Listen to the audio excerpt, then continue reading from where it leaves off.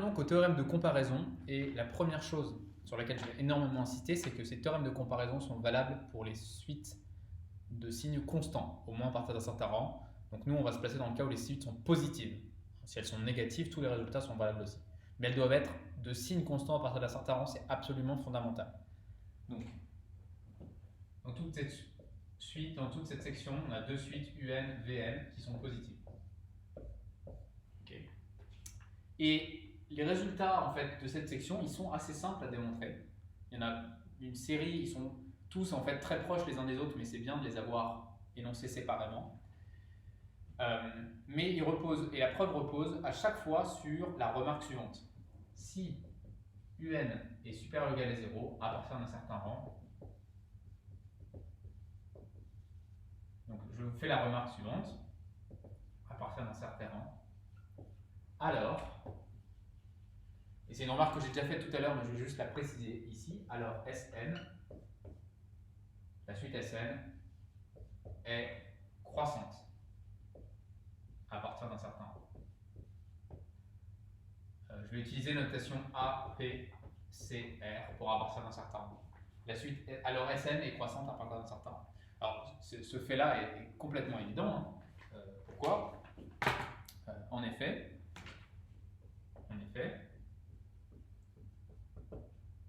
soit N0, donc si je suppose que UN est positive à partir d'un certain rang, soit N0, je donne un nom à ce rang, soit N0 tel que UN est supérieur ou égal à 0 pour N plus grand que N0. Alors, pour tout N plus grand que N0, je peux calculer Sn plus 1 mon Sn. C'est le classique qu'on a déjà vu plusieurs fois. Si je somme jusqu'à n plus 1 et que j'enlève la somme des termes des un jusqu'à n, j'obtiens simplement ici, alors je vais mettre des grands n peut-être, pour tout n plus grand que n0, Sn plus 1 moins Sn, c'est un. Enfin, le un plus 1. Et ça, c'est positif. Donc, ce qu'on vient de montrer, c'est que Sn plus 1 est plus grand que Sn pour tout n plus grand que n0. En fait, c'est valable pour tout n plus grand que n0 moins 1. Donc Sn, n0 moins 1 ici pour être tout à fait précis. Donc ce que je viens de dire, c'est Sn plus 1 plus grand que Sn, c'est-à-dire donc Sn est croissante. Alors c'est valable, est croissante pour n, la suite Sn est croissante à partir de n égale n0 moins 1. Ça n'a pas d'importance. Ce qui compte, c'est les croissantes à partir d'un certain, peu importe que ce soit n0 moins 1. Donc ça nous dit quoi, ça c'est absolument fondamental. Ça, c'est un résultat sur les suites qu'on a déjà utilisées. C'est qu'une suite croissante, il ne peut pas lui arriver grand-chose, en fait, à la différence d'une suite quelconque. Une suite croissante, elle peut lui arriver deux choses. Donc, on est face à une alternative. Soit elle tend vers plus l'infini, soit elle converge. Hein, souvent, vous le voyez énoncé de la manière suivante. On nous dit une suite croissante et majorée converge. Donc dit autrement, soit une suite croissante est majorée et elle converge, soit elle ne l'est pas et elle tend vers plus l'infini. Donc on a l'alternative.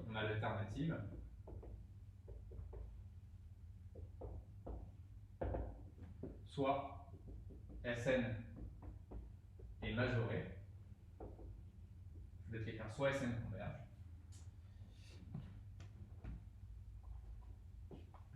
soit Sn converge, soit Sn tend vers plus l'infini quand n tend vers plus l'infini. Et la situation où elle est convergente, c'est-à-dire c'est exactement Sn majoré. Une suite croissante, si vous avez une suite qui est croissante, alors elle est convergente si et seulement si elle est majorée.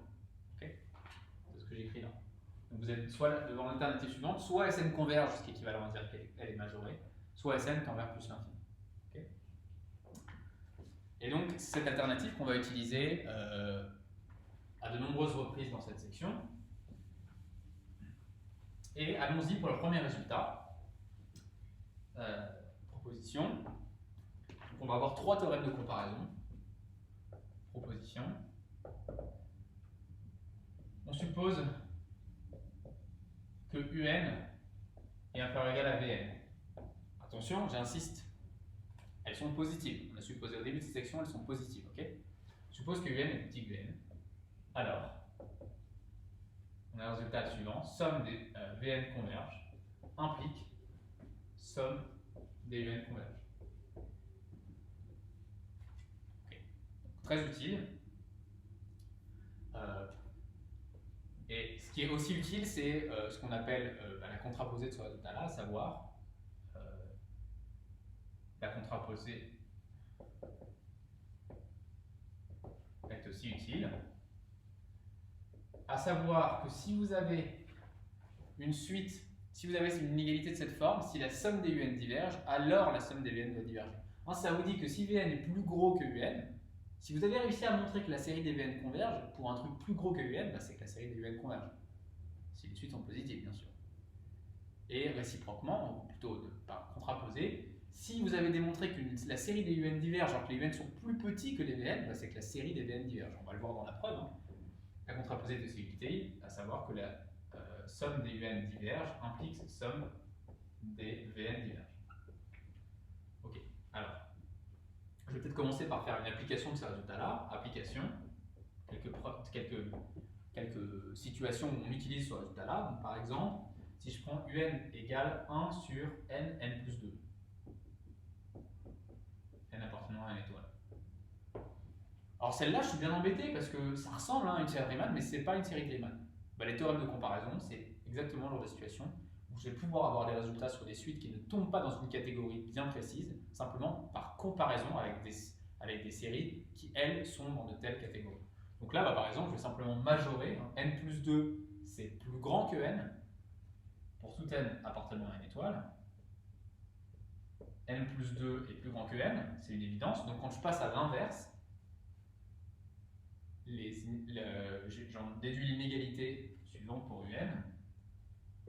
UN est plus petit que 1 sur n fois n, c'est-à-dire 1 sur n au carré.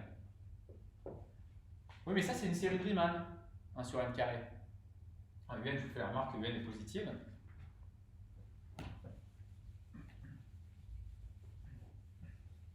Donc, on a, d'une part, le fait que la série des UN est positive, la série des 1 sur n au carré converge.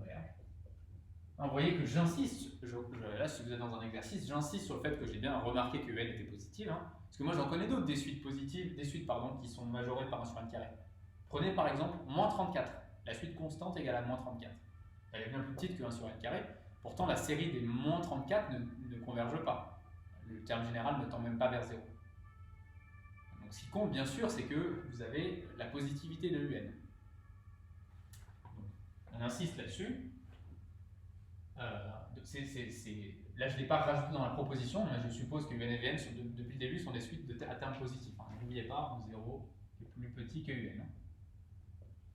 Donc, la série des 1 sur n carré converge, donc hein, par le théorème, j'en déduis que la série des UN converge. Donc la série des UN converge. Ok. Un autre exemple d'application, cette fois je vais prendre UN égale log de n sur n, pour n appartenant à une étoile. Alors celle-là, bah, c'est encore une suite positive, du moins pour n, UN est supérieur ou égal à 0. Alors, il faut que ce soit valable à partir d'un certain rang, bien sûr. Donc si à partir d'un certain rang vous avez ça, vous pouvez conclure la convergence. Donc UN est supérieur ou égal à 0. Ça c'est vrai pour n supérieur ou égal à 3, parce que log de 2, vous êtes encore en dessous de... Qu'est-ce que je raconte? Pardon. C'est vrai pour n'importe quel n. Pour n plus grand que 1. Je vais écrire comme ça. Je n'ai pas du tout besoin d'attendre un certain rang, mais je vais en avoir besoin pour la comparaison, cela dit. Donc pour tout n supérieur ou égal à 1, UN est positif, bien sûr. Et maintenant, vous voyez que log de n, ça c'est plus gros que 1, pour peu que n ne soit pas trop petit, c'est-à-dire pour n plus grand que 3 en l'occurrence. Donc vous voyez, cette suite-là, elle est plus grosse que 1 sur n. Pour tout n appartenant, pour tout n supérieur ou égal à 3, j'ai UN qui est plus grand que 1 sur N. Hein, donc je suis dans la situation où j'ai minoré UN par une suite dont la série associée est divergente, c'est encore une série de Riemann. La série des 1 sur N diverge. Donc, la série des UN diverge. Vous voyez la puissance d'un théorème de comparaison. Je ne suis pas du tout capable de... Je ne suis pas face à une série qui est directement une série connue, mais je la compare à une série connue et je conclus à sa convergence ou à sa divergence. Ok, donc allons-y pour la preuve de ce résultat-là.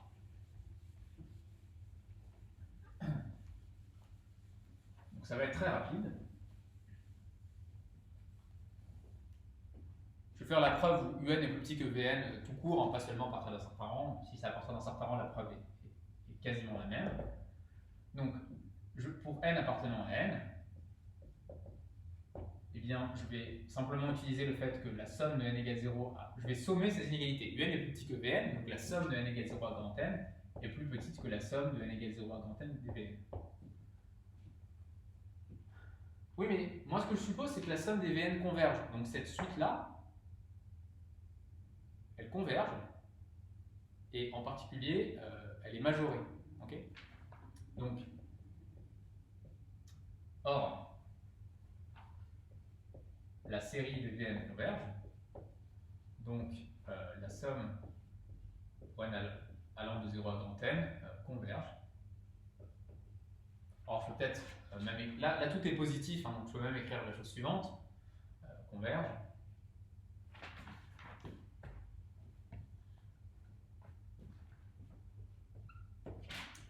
Tout est positif, hein, la somme, j'en déduis que la somme de n égale 0 à grand n de UN est plus petite que ça c'est une suite croissante, hein, donc elle est majorée par sa limite en l'occurrence.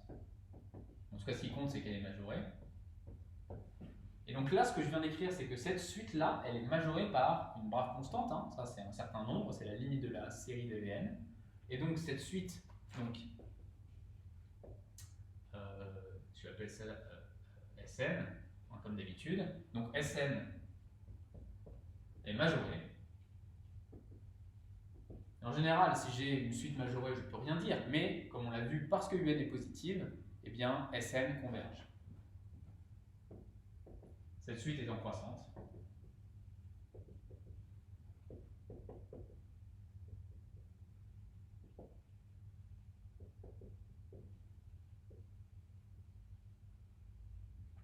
Elle converge.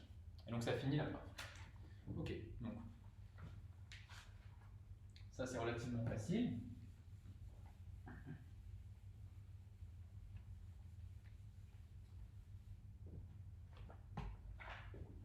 Et les autres preuves vont être du même genre.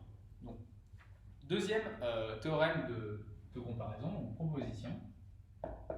Donc on va faire le cas, donc, cette fois de petit o. Si UN égale petit o de Vn, somme des Vn converge, implique somme des UN converge. Donc je vous rappelle que dire que UN égale petit o de Vn, c'est dire, si Vn ne s'annule pas, c'est dire que le quotient UN sur Vn tend vers 0. Autrement dit, asymptotiquement, quand n tend vers plus l'infini, Vn est beaucoup plus gros que UN. Donc d'une certaine manière, ce résultat-là, il est encore plus évident que celui avec l'inégalité. Quand n est grand, UN est beaucoup plus gros que Vn. Pardon, Vn est beaucoup plus gros que UN. Ça, c'est lorsque Vn est non nul, c'est dire que UN sur Vn tend vers 0. Bien sûr, là, on a aussi la contraposée. Contraposée de ce résultat-là, qui est très utile aussi. Contraposée.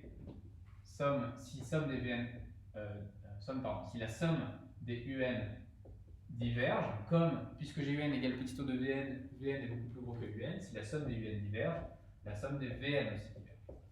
Attention, hein, je suis toujours dans le cas positif. Toute cette section, c'est des théorèmes de comparaison pour, quand vous utilisez dans un exercice ou dans un examen ce genre de résultat-là, je vous conseille toujours vous devriez même l'appeler dans votre tête théorème de comparaison pour les séries positives. D'ailleurs, théorème de comparaison, c'est pour les séries positives ou les séries de signes constants. Comme ça, dans votre tête, quand vous écrivez, même vous utilisez le théorème, le simple fait que vous utilisez son nom vous rappelle qu'il faut que les suites soient positives. Ok, alors preuve de ce résultat-là. Dire que un égale petit o de Vn, par définition, ça veut dire que un égale epsilon n Vn avec epsilon n qui tend vers 0 quand n va vers plus infini. C'est ça, hein, être petit o, dire que un est un petit o de Vn, ça veut dire que un s'écrit comme une suite petite quand n va vers plus infini qui tend vers 0 fois Vn. Bien sûr, si Vn, du coup, vous voyez que si je dis, si je peux diviser par Vn, c'est-à-dire si Vn ne s'annule pas, ça c'est exactement écrire que un sur Vn tend vers 0. Dans la pratique, c'est souvent ce qu'on fait pour montrer que un c'est un petit o de Vn, on forme le quotient et on le fait parce qu'en général Vn ne s'annule pas. Pas de raison en général que Vn s'annule, mais dans la plupart des cas, il n'y a pas ce problème qui se présente. Donc, voilà. Mais en toute généralité, un égale petit o de Vn, dans le cas où peut-être Vn s'annule pour certains n, ça s'écrit comme ça, c'est la définition de ce que c'est qu'être petit o. Bon, très bien. Epsilon n tend vers 0. Bon. Bah, ça veut dire quoi ça? Ça veut dire que epsilon n, au moins pour n assez grand, epsilon n va être alors, un et Vn sont positifs. Hein, donc epsilon n c'est une suite positive elle aussi. Un et Vn sont positifs, epsilon n est positif. Donc epsilon n tend vers 0. Donc à partir d'un certain rang, epsilon n va être plus petit que 1. Okay, donc epsilon n tend vers 0. Donc il existe n0 appartenant à n, tel que pour tout n plus grand que n0, epsilon n est plus petit que 1. J'aurais pu mettre 0,5 ici, j'aurais pu mettre 33. Ce qui compte, c'est que epsilon n va être borné. Ça, je vous rappelle que c'est vraiment la définition de la convergence d'une suite vers 0. Ça veut dire qu'il existe n0 appartenant à n, tel que pour tout n plus grand que n0, quel que soit le epsilon strictement positif que je me donne, la suite epsilon n va être plus petite que epsilon à partir d'un certain rang en valeur absolue. Comme epsilon n est positif, je ne mets pas de valeur absolue. Et puis le epsilon que je choisis, c'est 1. J'aurais pu choisir 2, 39, 0,2. Ce qui compte, c'est le fait que j'arrive à majorer epsilon n. Donc, pour tout n plus grand que n0, un est plus petite que 1 fois Vn, c'est-à-dire Vn. Et donc je viens de démontrer qu'en fait un est plus petite que Vn à partir d'un certain rang. Et donc je peux conclure avec la proposition précédente. Par la proposition précédente,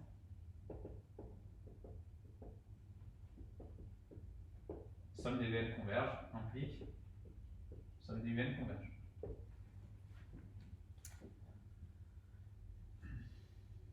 Ok.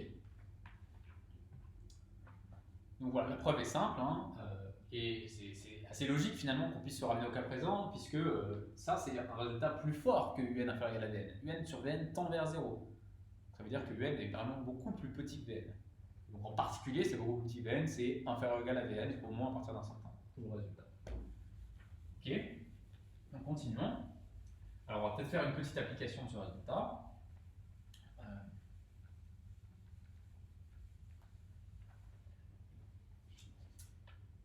Par exemple, je peux prendre un, il y a plusieurs manières de traiter cet exemple, hein. Un égale exponentielle moins n carré, pour n appartenant à n. Application. Bon, bah ça par exemple, par croissance comparée, n carré, exponentielle moins n carré, ça tend vers 0 à toute vitesse. Vraiment, ça tend à ce que la série converge. Et une manière de quantifier que ça tend vers 0 à toute vitesse, c'est que ça tend vers 0 beaucoup plus vite que n'importe quelle puissance de n. Vous savez que n puissance n'importe quoi positif fois exponentielle moins n carré, n'importe quoi d'ailleurs puissance quelconque, hein, fois exponentielle moins n carré tend vers 0 quand n tend à plus l'infini. Moi je vais utiliser ça avec n carré fois un, ça tend vers 0 quand n tend vers plus l'infini. Ça c'est les croissances, ça fait partie des croissances comparées que vous devez connaître.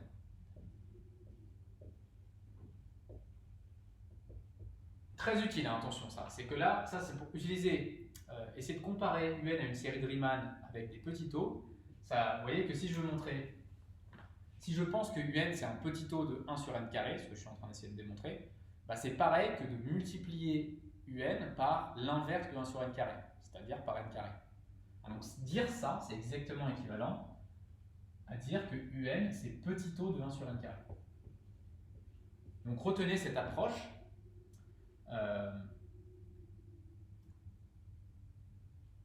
Parce que, donc, je finis de conclure pour ce cas-là, et puis j'explique un petit peu du coup l'idée un peu générale, très utile pour les exercices. Un est supérieur ou égal à 0, je n'oublie pas de le rappeler, il faut des suites positives, et la série des 1 sur n carré converge, donc la série d'exponentielle moins n carré converge. Il y a d'autres manières de le traiter celui-là. Hein. Par exemple, vous pouvez simplement utiliser que exponentielle moins n carré, c'est plus petit que exponentielle moins n, par exemple. En général, méthode pratique. Si n puissance alpha un tend vers 0 quand n tend vers plus l'infini, si vous avez ces deux faits-là, un supérieur ou égal à 0 pour pouvoir essayer le théorème de comparaison et n puissance alpha un tend vers 0 quand n tend vers plus l'infini avec alpha strictement supérieur à 1, bah, vous avez fini. Pourquoi? Parce que ça, c'est exactement équivalent. Ça, c'est équivalent à un égale petit o de 1 sur n puissance alpha. Et comme vous savez que la série des 1 sur n puissance alpha est une série de Riemann convergente lorsque alpha est strictement supérieur à 1, vous en concluez que la série des un converge par théorème de comparaison. Ça implique que la somme des un converge. Très très pratique ça, ce critère. Donc voilà, à retenir, vous choisissez un alpha qui vous arrange. Ici on a pris 2, on aurait pu prendre 47 ou 1,3, parce que par croissance comparée, une puissance n'importe quoi fois exponentiellement n carré tend vers 0, donc on prend alpha strictement supérieur à 1, et on conclut grâce à cette approche. Ok, donc dernier théorème de comparaison, qui est à mes yeux peut-être celui qui sert le plus. Mais vraiment, les trois théorèmes de comparaison, je dirais que dans l'ordre, celui qui sert le plus, c'est l'équivalent, puis ensuite le petit o, puis ensuite l'inégalité. C'est le suivant. Donc, je l'écris sous forme d'un théorème, tellement il me paraît important. Ce théorème, il dit la chose suivante. Il dit que, donc c'est avec les équivalents, je suppose, si un équivaut à Vn, quand n tend vers plus l'infini, attention, je suis toujours dans la même section, les suites sont positives. Donc si un et Vn se ressemblent à l'infini au sens où si Vn n'est pas nul, ça veut dire que un sur Vn tend vers 1. Donc asymptotiquement, un sur Vn est proche de 1, elles sont très proches l'une de l'autre. C'est vraiment ce que veut dire un équivaut à Vn. Alors, eh ben, les deux séries ont même nature. Les deux séries ont même nature.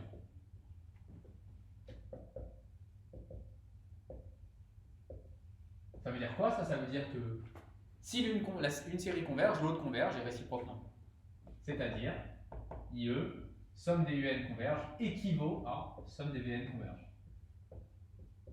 Et donc, bien sûr, vous avez la même chose avec les divergences. Ça veut dire si A équivaut à B, non A équivaut à non B. Donc, c'est pareil que de dire que somme des UN diverge, si et seulement si somme des VN diverge. Ok, donc là on est content. Pourquoi? Parce que très souvent, on va justement procéder par équivalent. Alors, même très souvent, on va faire des développements limités, et donc on va pouvoir avoir un équivalent de UN, et on va conclure comme ça. Alors la preuve, je vais avant faire un exemple, elle est rapide. Hein. Pareil, dire que UN équivaut à Vn, ça veut dire que UN égale epsilon n Vn avec epsilon n cette fois, alors je vais peut-être l'appeler alpha n plutôt, alpha n Vn avec alpha n qui tend vers 1, c'est ça, hein, dire qu'on est équivalent. Donc si alpha n tend vers 1, ça veut dire qu'à partir d'un certain rang, il existe n0 appartenant à n, tel que alpha n, je vais pouvoir le coincer entre 1,5 et 3,5, par exemple. Il suffit que je le coince entre un nombre positif strictement plus petit que 1 et un nombre strictement plus grand que 1. Donc, par exemple, 1,5 et 3,5, tel que pour tout n plus grand que n0, 1,5 plus petit que alpha n, plus petit que 3,5. Un et Vn sont positives, hein, donc alpha n est positif aussi, au moins à partir d'un certain rang. Et donc, pour tout n plus grand que n0, j'ai l'inégalité suivante. Donc, je vais majorer ici alpha n par 3,5 et minorer. Donc, j'ai 1,5 de Vn plus petit que un, plus petit que 3,5 de Vn. Là, je vous renvoie à votre cours sur les suites. Hein. Si alpha n tend vers 1, ça veut dire que alpha n va être, la différence de alpha n à 1 va être petite pour peu qu'on attende suffisamment longtemps. Pour tout epsilon, il existe n0 tel que pour tout n plus grand que n0, alpha n moins 1 valeur absolue est plus petit que epsilon. Et ici, par exemple, ici j'ai pris epsilon égale 1,5.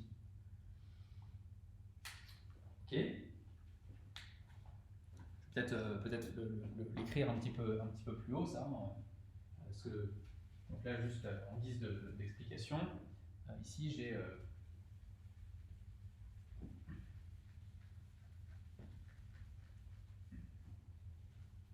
juste expliquer ce que j'ai écrit là. Explication. Pour tout epsilon strictement positif, il existe n0 appartenant à n, tel que pour tout n plus grand que n0, comme alpha n tend vers 1, alpha n moins 1 en valeur absolue est plus petit que epsilon. Et là, j'ai pris epsilon, on vérifier que j'ai pris epsilon égale 1,5. Ça, c'est une autre manière de l'écrire, c'est d'écrire que alpha n est compris entre 1 moins epsilon et 1 plus epsilon. Donc vous voyez que si vous prenez epsilon égale 1,5, j'obtiens exactement ça, avec les inégalités strictes, donc les inégalités larges aussi. Ok, bon, et donc, revenons à la preuve. Qu'est-ce que ça implique tout ça? Ça permet de conclure, pourquoi? Parce que, simplement en utilisant une première proposition avec les inégalités.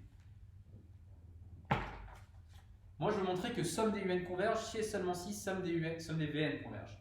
Donc, si la somme des UN converge, j'en déduis quoi? J'utilise le théorème de comparaison, la première proposition qu'on a vue. Si j'ai deux suites qui sont ordonnées comme ça, positives, si celle-ci converge, alors celle-ci converge. Donc, par la proposition avec UN plus petit que Vn, par une proposition précédente,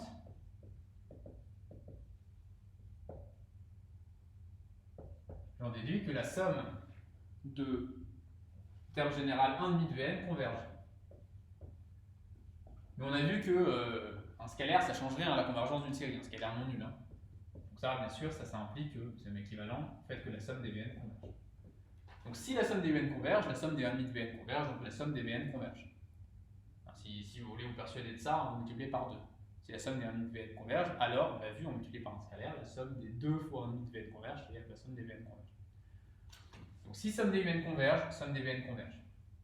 Je vais garder comme ça, mais c'est équivalent à ça. Si maintenant somme des Vn converge, alors moi je vais plutôt utiliser ça. Si somme des Vn converge, cette série-là converge, la somme des 3,5 de Vn converge. Et j'utilise à nouveau la proposition sur les inégalités,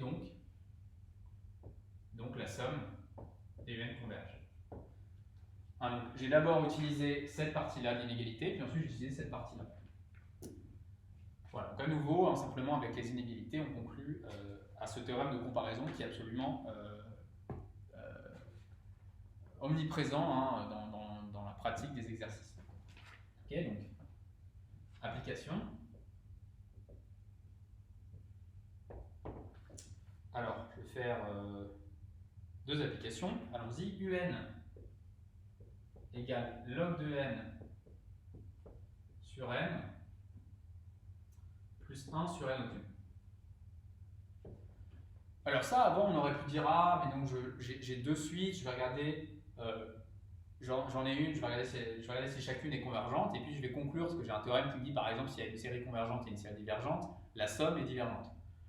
Les équivalents, ils vous disent, non, mais c'est pas la peine de faire ça, le plus important, c'est simplement de voir ce qu'est le terme dominant. Okay, donc le terme dominant, ici, c'est juste de la comparaison entre séries. Ça, vous pouvez vérifier que UN, donc ça c'est pour n plus grand que 1, UN ici, ça équivaut quand n tend vers plus l'infini à log de n sur n. C'est des croissances comparées, si vous dites ça. Si vous n'êtes pas rassuré par ce résultat-là, je vous rappelle que dire que UN équivaut à Vn quand Vn est non nul, c'est dire que le quotient tend vers 1. Donc vous faites le quotient UN sur Vn avec ce truc-là, et vous vérifiez que ça tend vers 1. Le petit calcul à faire, c'est simplement que UN sur log de n sur n, le quotient UN sur Vn, vous vérifiez que ça fait 1 plus log de n, plus log de n sur n carré. Et donc du coup, vous avez simplement fait que par croissance comparée, ce truc-là tend vers 0, donc ça tend vers 1 quand n tend vers plus infini, c'est juste une croissance comparée. Donc log de, et puis c'est fini, log de n sur n, on l'a vu tout à l'heure. On a vu que la série des logs de n sur n, on l'a vu par un autre argument de comparaison, diverge, un CF avant, donc la somme des UN. Alors bien sûr, hein, j'insiste sur le fait que UN est supérieur ou égal à 0 pour n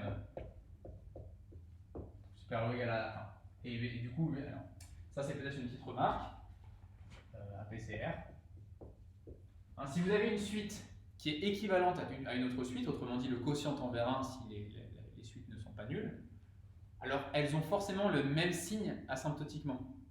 Comme cette suite-là est positive, alors forcément, hein, pour n grand, donc pour n plus grand que 3, cette suite est positive, donc UN est positive. On aurait pu le voir en regardant la suite, mais quand vous faites des équivalents en prime, si par exemple vous avez UN équivaut à 1 sur n carré, c'est pas la peine d'étudier le signe de UN. 1 sur n carré c'est positif, donc ça veut dire que UN étant équivalent à ça, c'est positif aussi à partir d'un certain nombre. Donc hein, au passage, parfois ça court-circuite un peu le besoin de se demander tiens, est-ce que UN est positif? Parce que c'est une sorte de conséquence indirecte de l'équivalent que vous avez obtenu.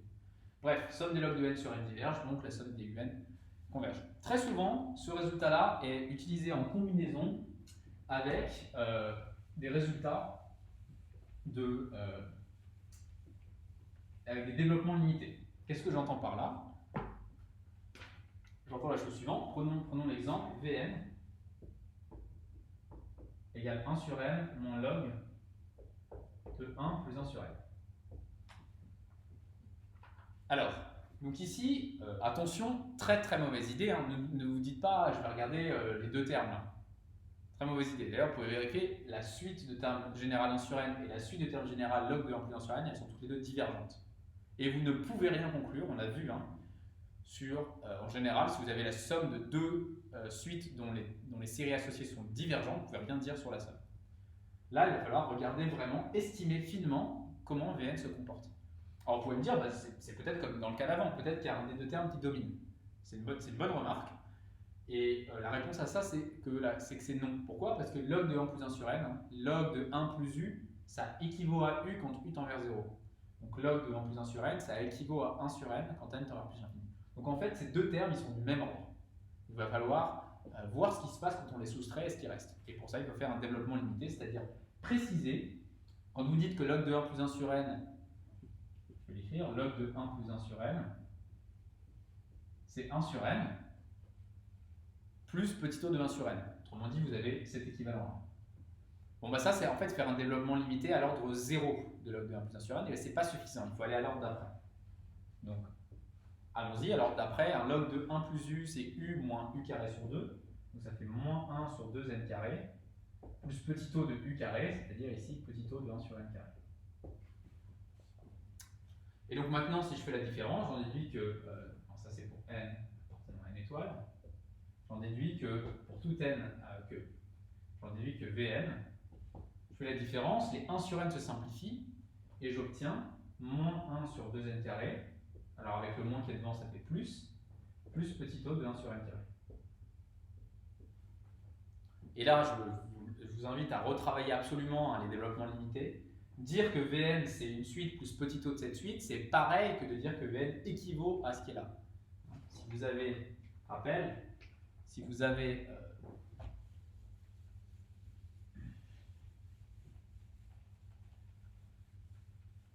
Vn qui est égal à an plus petit o de n, c'est exactement équivalent à dire que Vn équivaut à an.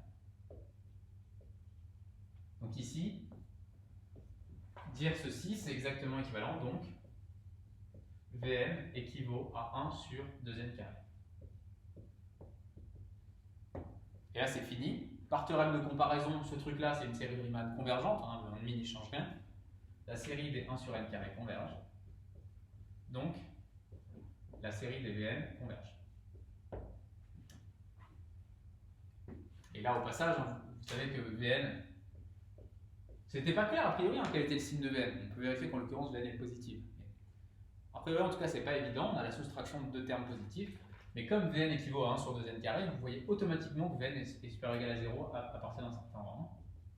Vn est équivalente à une suite positive, donc elle est positive à partir d'un certain rang. Et donc, par théorème de comparaison, vous concluez à la convergence. Donc je répète que très souvent, vous allez être amené à faire ce genre de choses. Vous avez une suite, c'est pas très clair ce qui se passe, ici, Bn tend vers 0, on ne sait pas trop quel est son signe. Vous allez faire des développements limités pour avoir un équivalent, et si par chance, vous obtenez un truc, vous obtenez un équivalent avec une suite positive, vous pouvez conclure. Les développements limités, ça vous permet justement de faire apparaître en général des séries de Riemann. Ok, donc voilà, je répète que ce qui est crucial, et c'est ce qui est le plus utile dans l'exercice, c'est ces théorèmes de comparaison, et en particulier celui avec les équivalents, même si le petit o et les inégalités servent aussi régulièrement. Ok, donc on va finir la section 2 sur une application des théorèmes de comparaison. On va combiner les théorèmes de comparaison, j'en ai déjà parlé, et les séries géométriques pour obtenir ce qu'on appelle les critères de D'Alembert et de Cauchy, qui sont assez souvent utiles, même si on a tendance un peu à les survendre. C'est quand même beaucoup moins utile que les théorèmes de comparaison eux-mêmes. Et d'ailleurs, en fait, ils reposent sur ces théorèmes de comparaison, comme on va le voir dans la preuve.